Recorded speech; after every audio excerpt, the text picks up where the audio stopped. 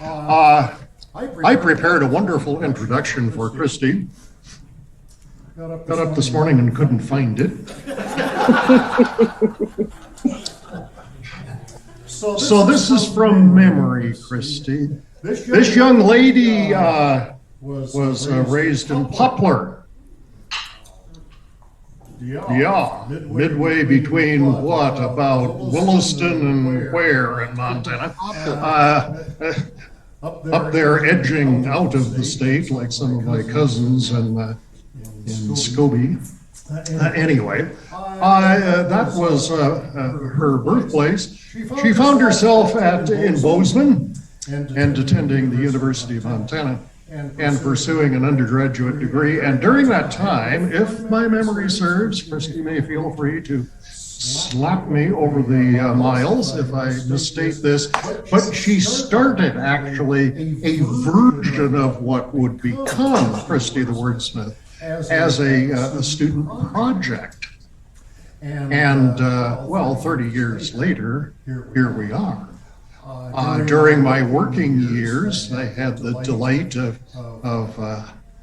I think it was lunch hour. It's on at 12:58, I think, p.m., like the end of the lunch hour on Montana Public Radio, Chrysti the Wordsmith, at least in our area.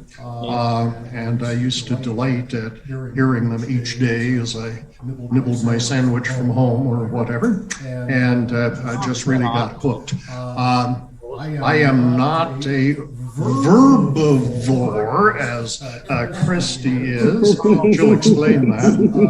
But I do like big old books of research and all that. So without the ado of the further, let's see if we can't change the audio here. I will proceed. You're right there. I will proceed over to kill this audio, which should now be dead. Good.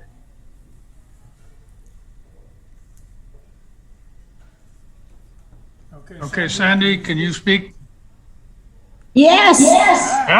Slow down. So today is my birthday. Just get the fuck on with it.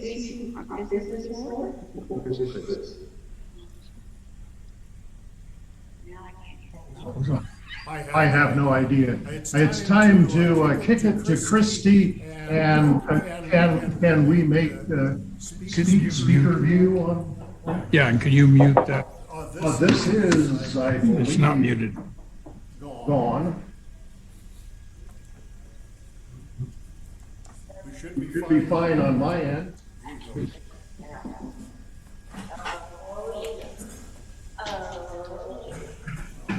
Okay, will everyone except Chrysti please mute their system?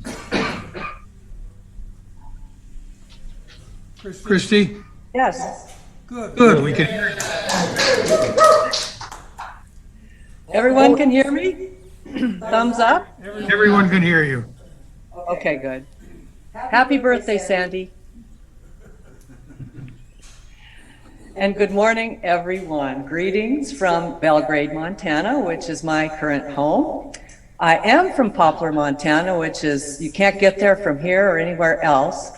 It's over by the North Dakota border and up by Saskatchewan. I started school at Montana State University when I was a student over the traditional age. I was about 31 when I finally decided to go back to college. And I wanted to study anthropology and archaeology. That was my intention. But instead, I got seduced by radio and dictionaries.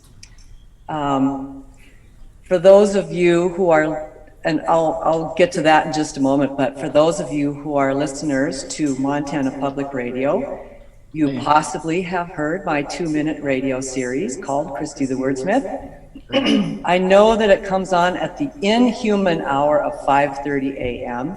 I'm never awake at that time. And also around 12:30 or so, which is probably when most of you listen to it, I'm not sure. But I'd be interested sometime to take a poll and see when you all listen to the radio series. Also, I realize that there are some of you out there who are not public radio listeners and possibly have never heard Chrysti the Wordsmith or even heard of Chrysti the Wordsmith. So what I'd like to do by way of introduction is to read you a radio script. It lasts exactly 2 minutes, and it's an example of what you would hear if you were to tune in to Montana Public Radio at those appropriate times when my radio show comes on. There are some good stories attached to the origin of the term Charlie horse. So many, in fact, that you may have difficulty choosing your favorite.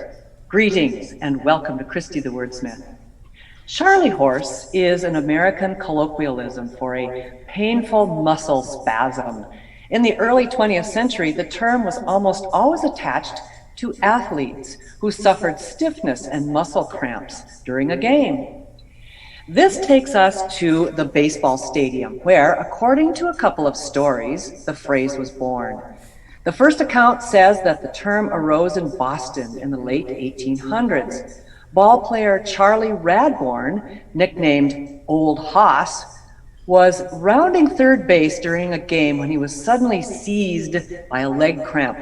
Limping painfully to home plate, he was met by concerned teammates. "What happened, Charlie Hoss?" they asked. "My leg is tied up in knots," was the reply. After that, a baseball player's cramp was called a Charlie Hoss or a Charlie horse. Story number 2 alleges Charlie was the name of an actual equine, a lame draft horse used for grounds maintenance at Chicago's White Sox ballpark in the 1880s. Cramped up Chicago ball players were likened to Charlie the horse. Well, these are 2 stories on the origin of this term, but there are others. You can find them online or on the pages of any good slang dictionary. From Montana State University in Bozeman at KGLT-FM, I'm Chrysti the Wordsmith.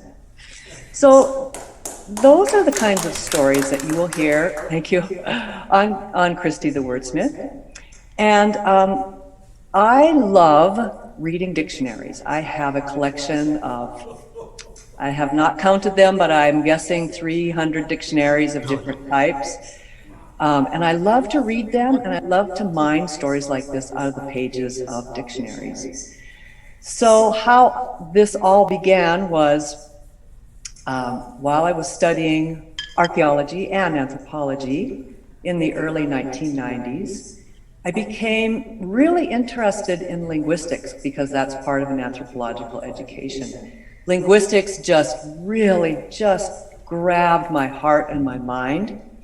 And because it was kind of all new to me, I thought everybody needed to know a little bit about linguistics because we all share a language, whether it's English, whether it's Spanish, whether it's Urdu, we all speak in a language.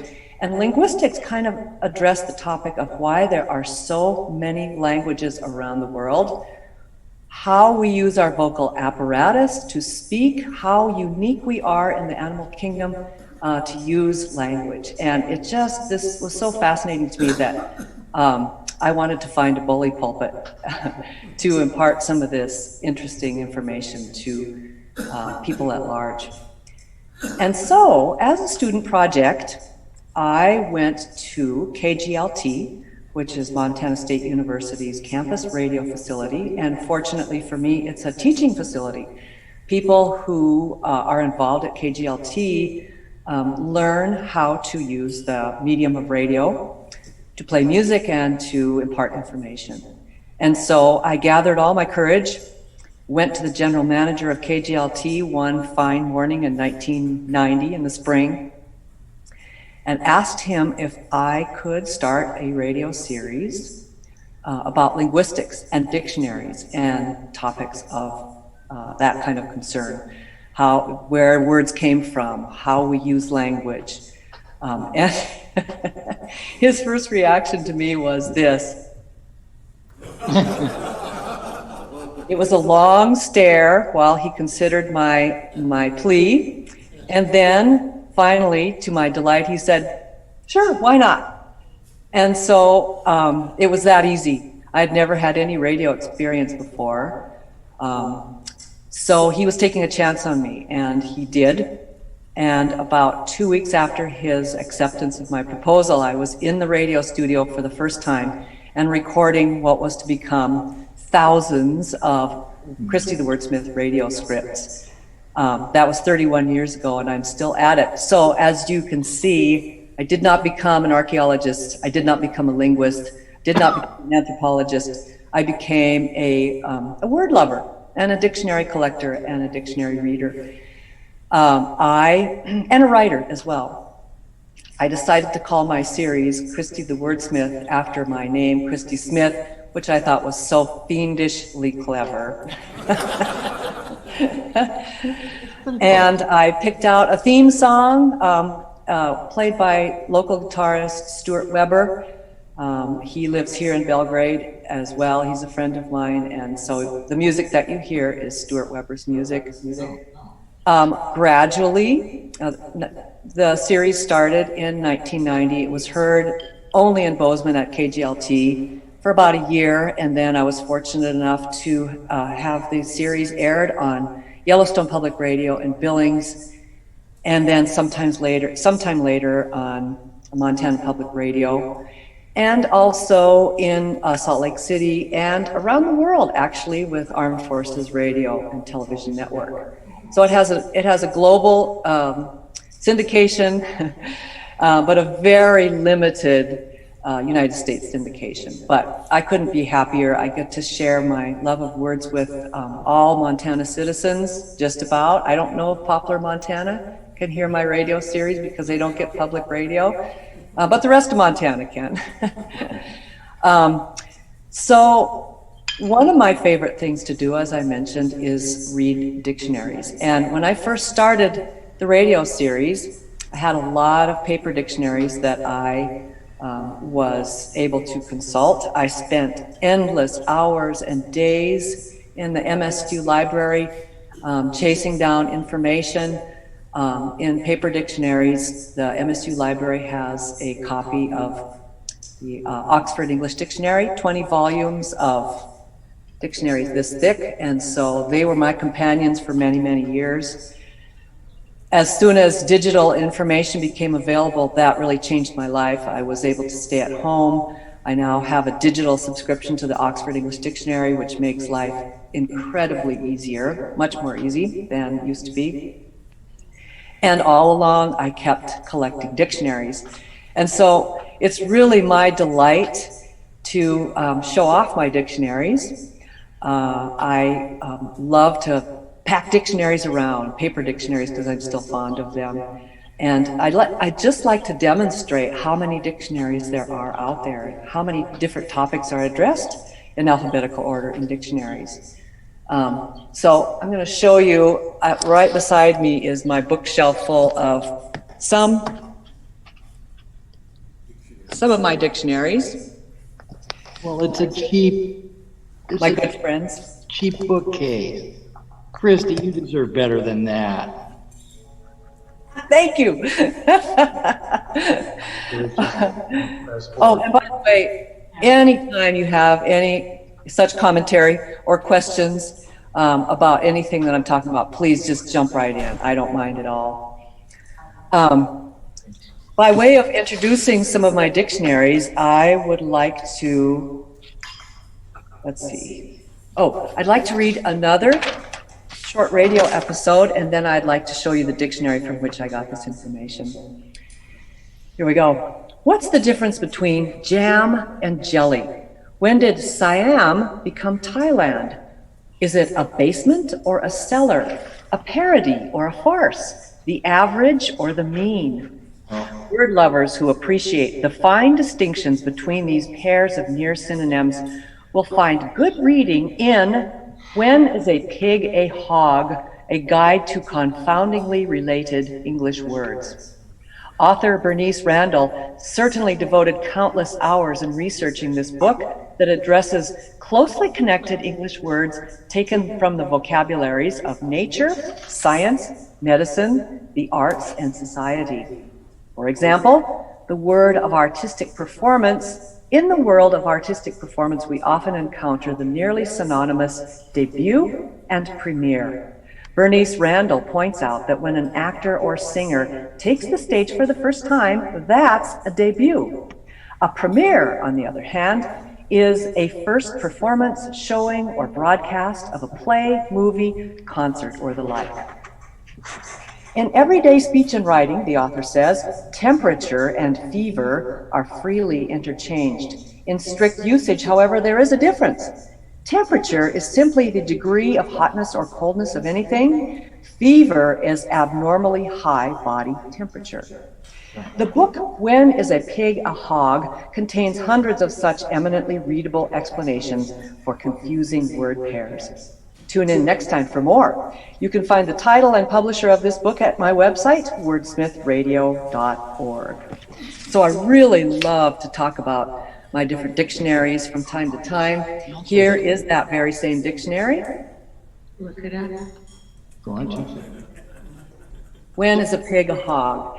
And it's not a scholarly dictionary, but it is very interesting to the layperson. It's very interesting to me, and I think it's eminently readable. I would recommend this book to anybody who is interested in those fine distinctions between almost synonymous pairs of words, of which there are many, many in the English language.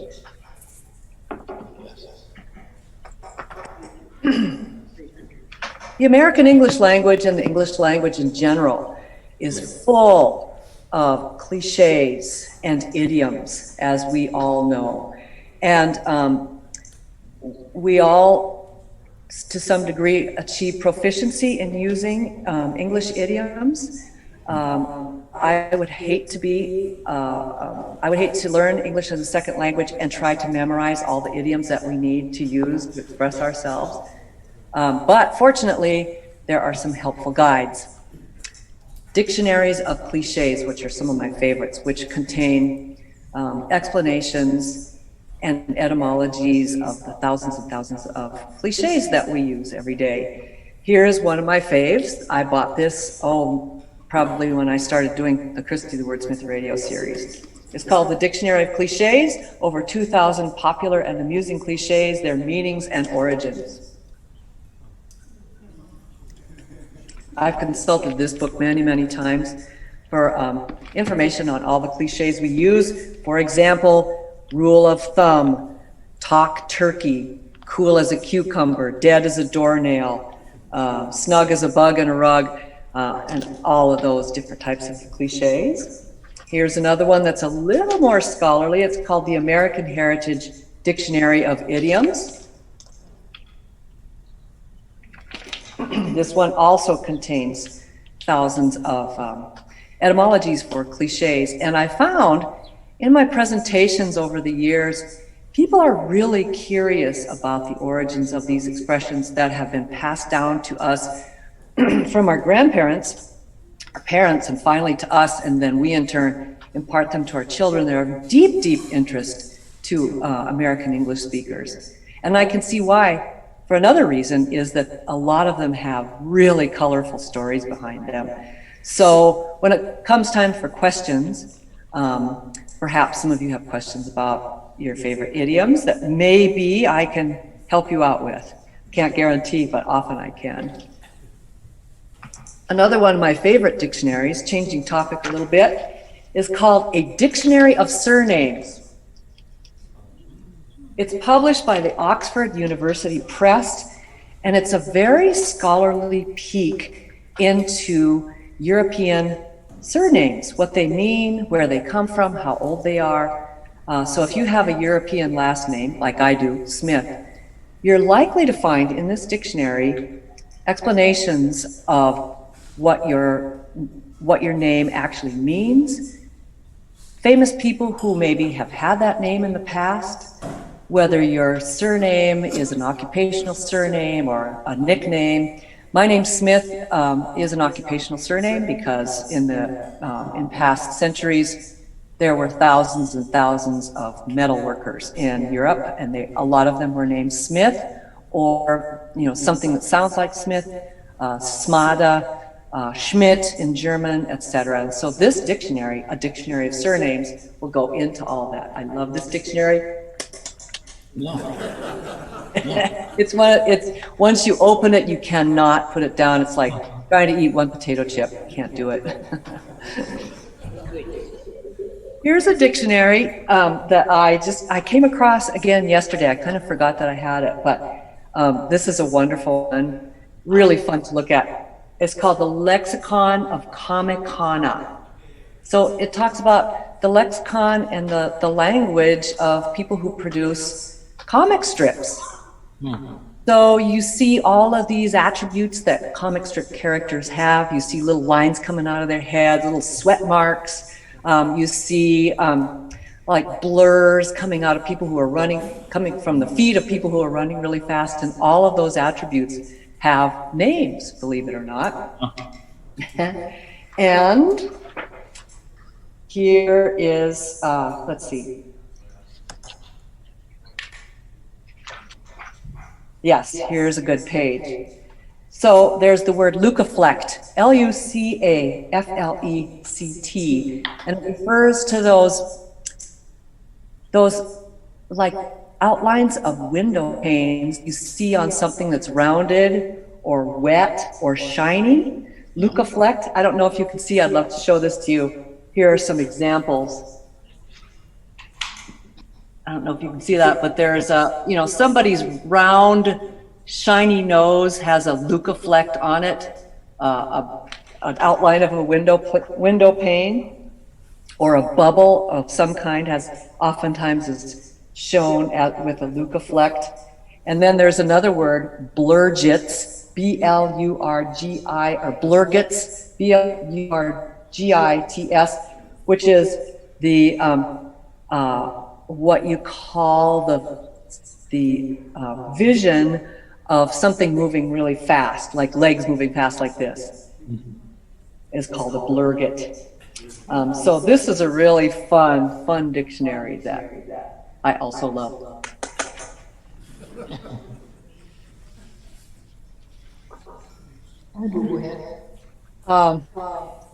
I have dictionaries of animal terms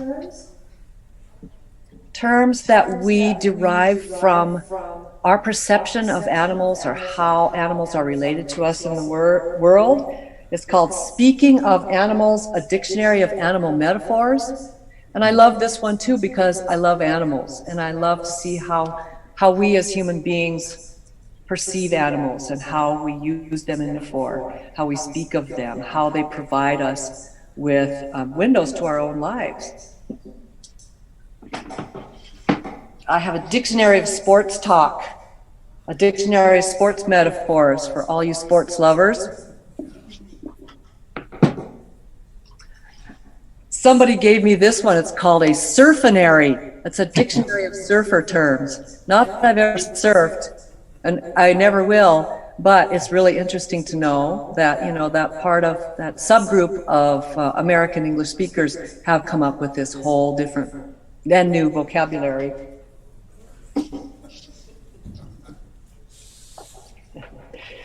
A hot rod dictionary. A-bombs to zoomies. And those of, motorheads in the crowd really might like this book. It's got some great illustrations in it too.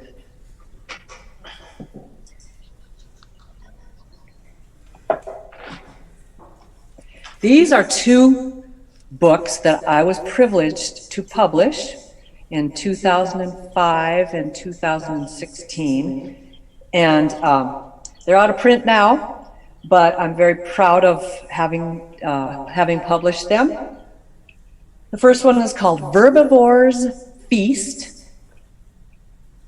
a banquet of word and phrase origin. And what this is simply a collection of radio scripts that I have produced over the years.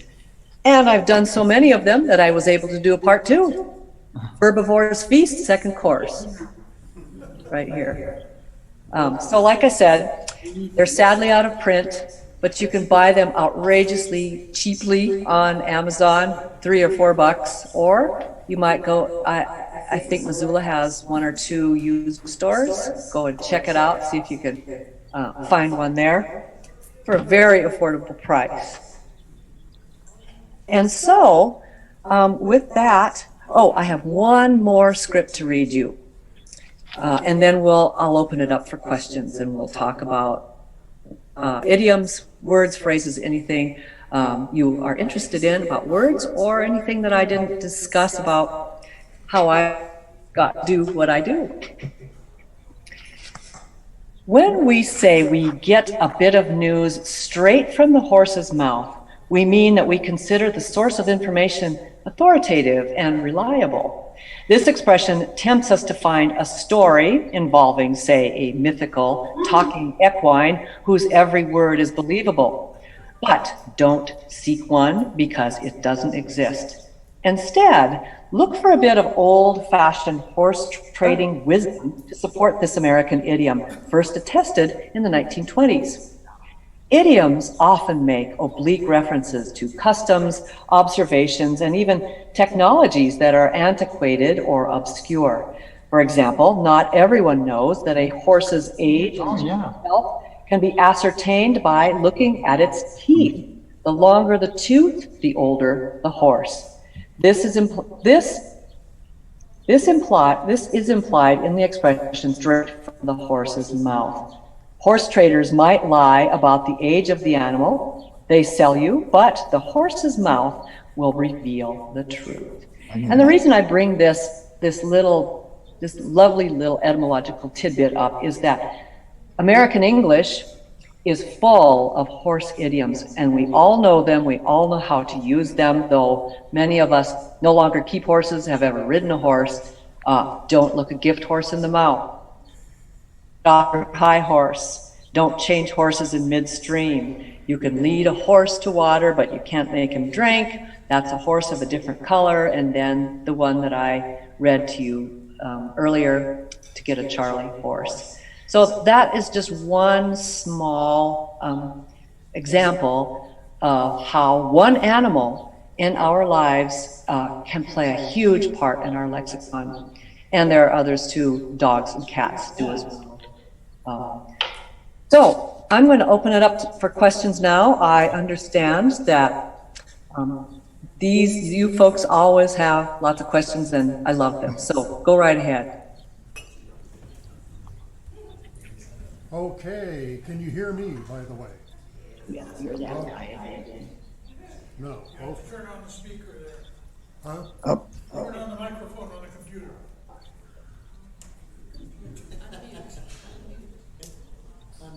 Oh, okay.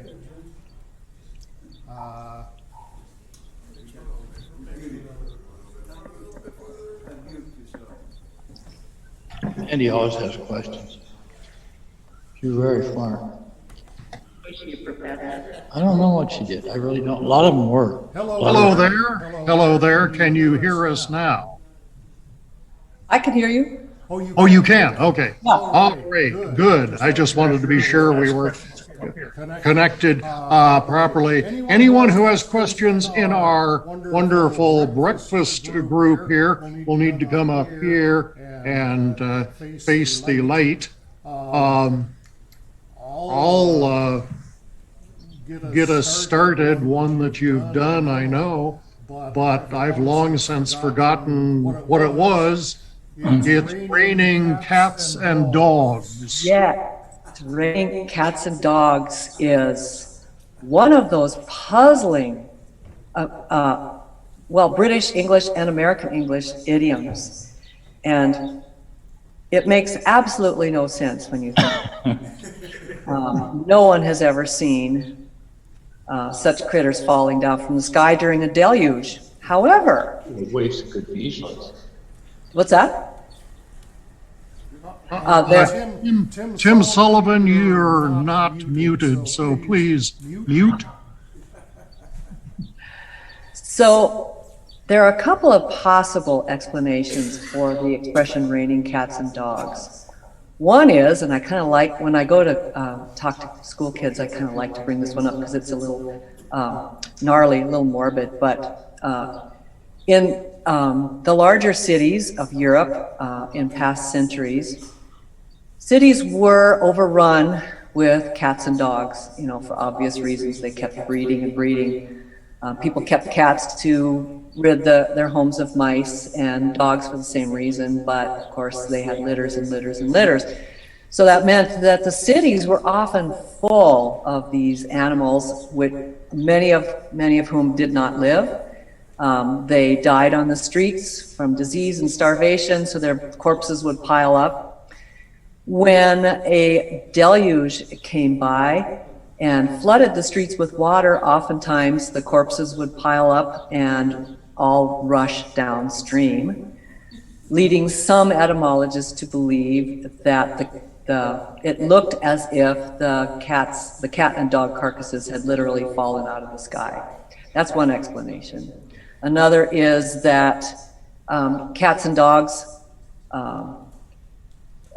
fight often and produce a lot of noise and chaos, which kind of mirrors the notion of a thunder and lightning storm to rain cats and dogs. So oftentimes a squall would be likened to a cat and dog fight. So neither of these ideas have been proven. There's the phrase is that old that it's very hard to trace it, but those are two possible ideas. Yet the idiom persists. We use it all the time, and it doesn't look like it's going to go out of style anytime soon. That's one thing I love about idioms, is they oftentimes make no sense, but we continue to use them despite all logic. Okay, good. I have more a comment than a question. Okay. Maybe a recommendation for some of the people here.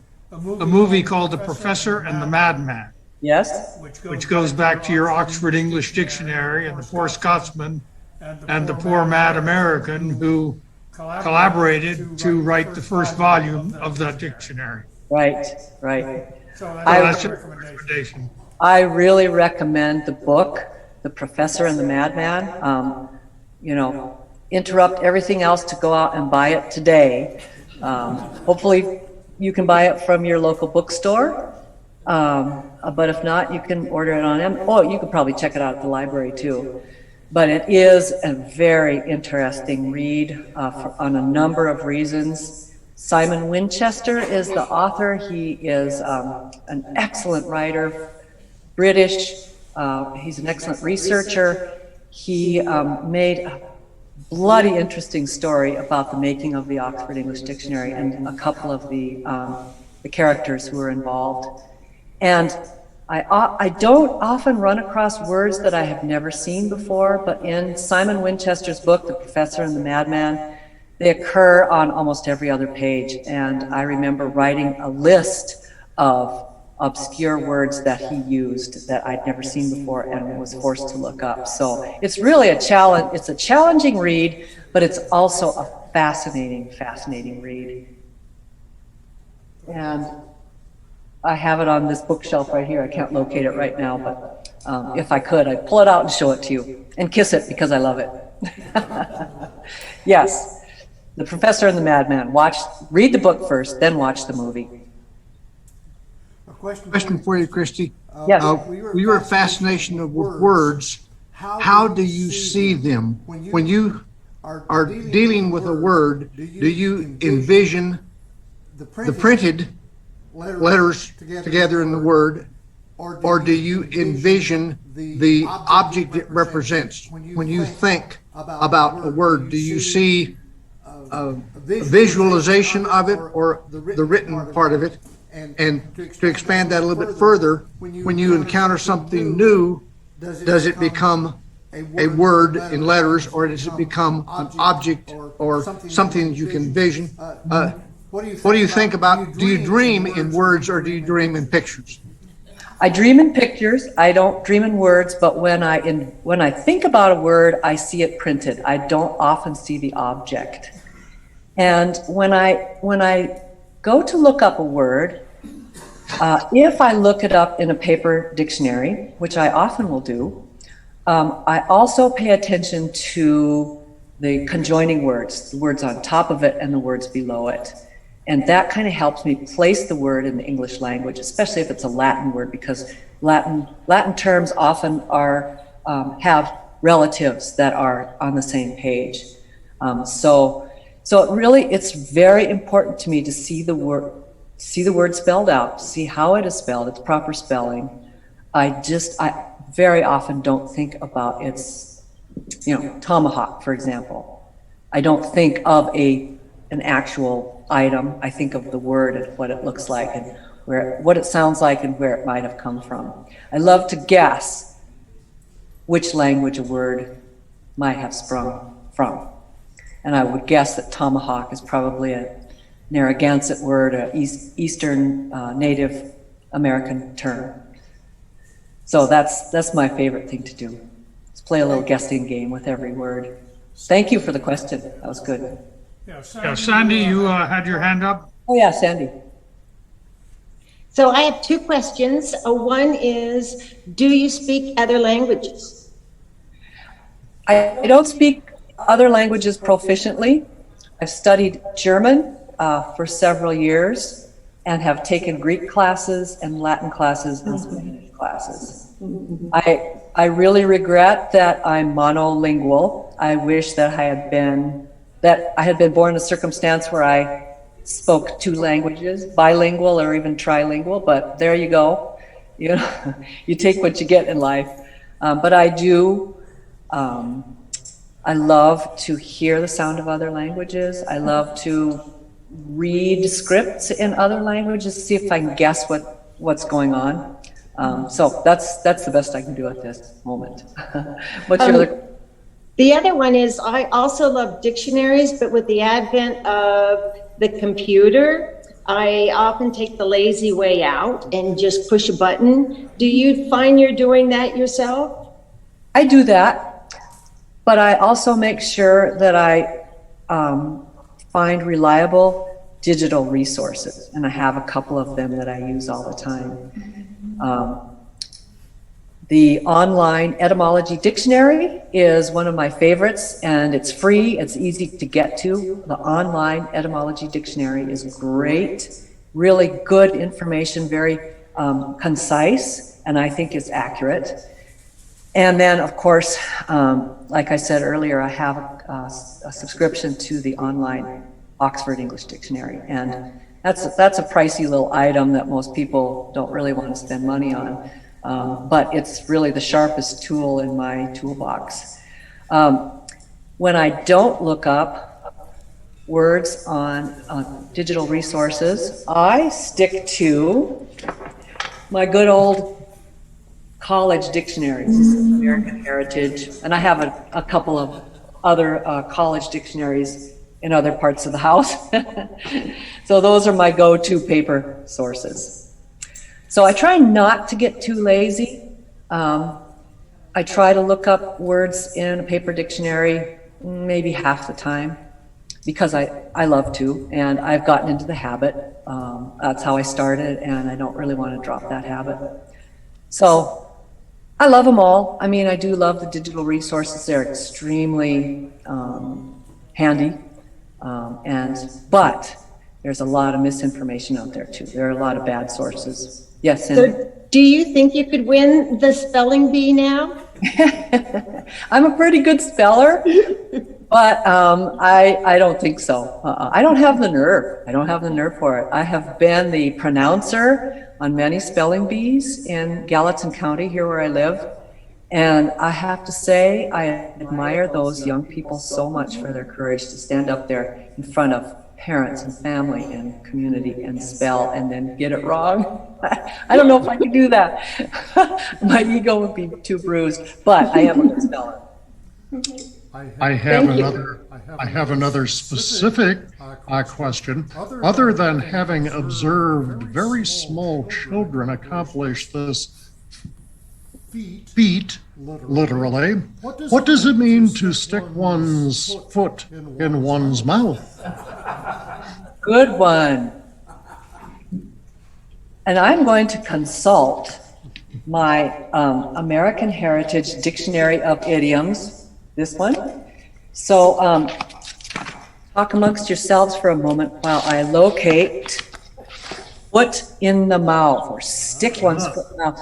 Sometimes it's difficult when you consult an idiom dictionary to figure out which is the head word. Is it stick your foot in your mouth, put your foot in your mouth, or is it foot in your mouth? So sometimes I have to take a couple of seconds to find That's out. fine. That's Yeah, so talk amongst yourselves. There you go. Anyone else who has a specific thing you'd like? What is it, Jack?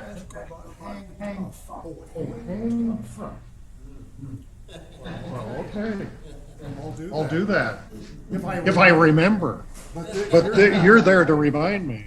My memory is shorter than short term. I have a good memory, it just doesn't last very long. There you go. Hey, I found it. Oh, good. Yeah, I found it. So this is how it's printed in the dictionary. It's foot in one's mouth, comma, put one's.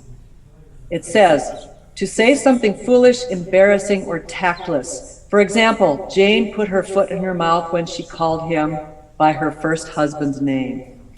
This notion is sometimes put as having foot in mouth disease, as in he has a bad case of foot and mouth disease, always making some tactless remark. The first expression dates from about 1900, so it's not that old. The variant, dating from the mid-1900s, is a play on the foot and mouth disease that afflicts cattle, causing eruptions to break out around the mouth and hooves. Now, that's not a very good explanation of where the expression to put your foot in your mouth comes from. And I'm very disappointed. It doesn't flesh the expression out very well. I'm sorry about that. There you Okay. go. Hang tough? What we got? Jack Puckett, our storyteller, had one. Hang tough. Hang tough. Again, I will consult. Send her in search again. Yes. And we've all used that expression, to hang tough. We all know what it means. But we don't know where it came from. We don't know where it comes from. Yeah. Oh, Jack's old enough. You're well into your 90s there, Jack. You ought to know where it came from. I think it's a local term. Oh, you think it's a local term? Really? Ah. As in a Western term or a Montana term? Is that what you mean? Western term, local term? Huh. What makes you think that? Is that like, oh, you never heard it anywhere else you've been but here? Interesting. Okay, so I'm happy to say the American Heritage Dictionary of Idioms says hang tough means remain firmly resolved. This slangy idiom uses tough in the sense of aggressively unyielding, a usage dating from the first half of the 1900s. So it's been around a little while. It's not old, ancient like some expressions are, but it does sound very American, doesn't it? And I see, related to hang tough, there's a whole bunch of other idioms that involve the verb hang in the balance, hang loose, the opposite of hang tough, to hang one's head, to hang on someone's words, to hang your hat, or hang onto your hat, I should say, hang out one's shingle, hang out to dry, hang together, hang up. So there's a pretty good roster of expressions involving that verb. Yeah, excellent. What else do we have? Jim asked down here, the dog days of summer. And we're feeling it right now, aren't we? Definitely the hottest part of the year. And this is how I remember it. So this one I kind of have stored away in my memory. All of you have heard of Sirius, S-I-R-I-U-S, Sirius the dog star, which is prominent in the summer. It's a brighter star. It's prominent in the summer. It's part of a constellation whose name I can't remember, but it's I think the Romans came up with a version of this term. When they saw Sirius, the dog star, they knew that it was, hot weather was coming. And so now that's kind of changed, it's kind of been encapsulated in the expression dog days of summer, referring to that prominent summer star. And I assume hang dog is sort of related. Hang dog. Hang dog. Hang dog look. Yes. Hang dog.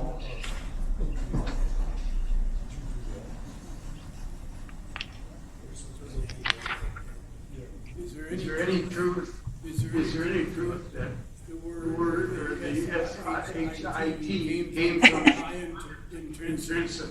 Came from ship high and transit.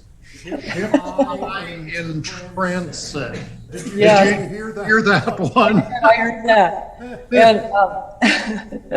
And I'm laughing because I have seen that internet circular going around that SHIT is an acronym for ship high in transit. It has this complicated story about how a ship is laden for optimum transportation, and it's a great story. It made me laugh to hear. It's very ornate. The story is very ornate. I can't remember it right now. But no, SHIT is not an acronym for ship high in transit. SHIT is an extremely ancient word that comes to us from the Indo-European language, which is the language from which many European tongues come from. And it means, in essence, the word SHIT means to separate or to excrete. So there, use your imagination. Anyway, don't believe the acronym story. And oftentimes, when you see acronyms that try to explain an origin of a term, look at it with a jaundiced eye, because oftentimes those stories are just good stories and nothing else. So be careful about those internet circulars that claim to know where words come from. And then, of course, some people in Missoula in a high position back in the early 1980s told me, among them Leon Stallkop, city councilman, and Joe Aldegary at the time public works director. And this is true because I tried it myself. They decided to, you see these ads all over the place. 1-800-SEE-ME, 1-800-CAR or something. They use words instead of the numbers. Well, for the sewage plant in Missoula, Leon thought it would be a cute idea to do 721. And that was the number for the sewage plant in Missoula for years and years. That's great. I love that story. That's good. Anyway, yes, Lewis, what? Can she give us a good website to look up if we encounter something like that? Ship high and transit, verifying or debunking. Which website should we go to?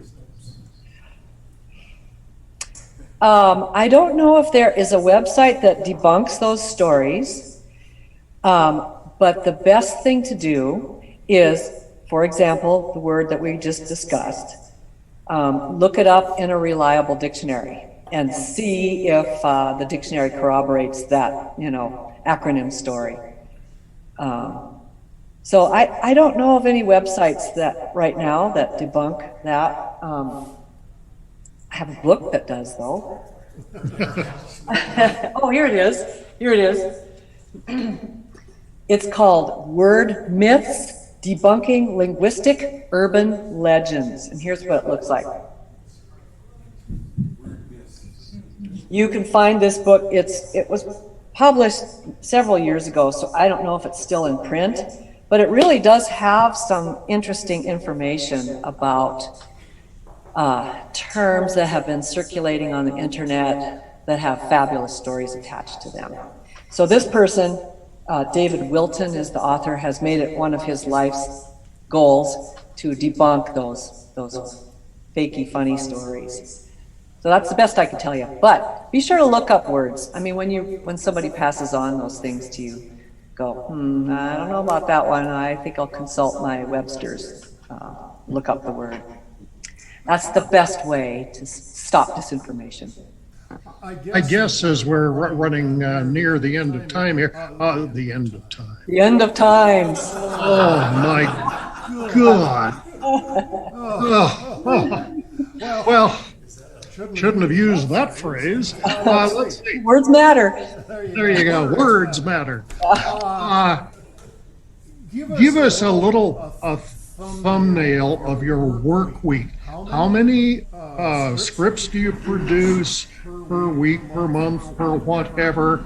And I had never, before hearing you, heard the term verbivore. Oh, yeah. So if you give us a little background about your work week. Okay. I go into the radio studio at KGLT FM approximately twice a month, and I bring with me a dozen radio scripts each time. So in theory, I produce 24 of those 2-minute radio interstitials a month. That doesn't always work. It's not always a practical goal, but it's something that I work toward. Being Chrysti the Wordsmith is not a full-time job. I also have other jobs. In the summer, I'm a house painter, and I've been doing that for decades. I do love painting houses. I think it's a really nice distraction from reading dictionaries and chasing down word origins. So in the summer, I'm pretty busy with that. And just lately too, with COVID, people upgrading their homes and their living spaces. Verbivore. I did not make up the word, but a linguist from California did. Verbivore is, of course, a play on the many vor words that we have, like herbivore and carnivore. Carnivore is somebody who eats meat. An herbivore is an animal that eats vegetation only. So a verbivore is somebody who finds words so delicious that they love to eat them. or consume them, I guess. Okay. Yeah. Well, thanks so much, Chrysti. It's been a delight. I'd been hoping to get you to join our little happy group in the morning. Yes. Years now. We've been discussing that for years, and I've just never made it to Missoula. I regret that. I would love to be there in person, and maybe let's try again in a couple of years. There you go. Well, you've been very delightful. Thank you very much, Chrysti. Appreciate it. Thanks, everybody.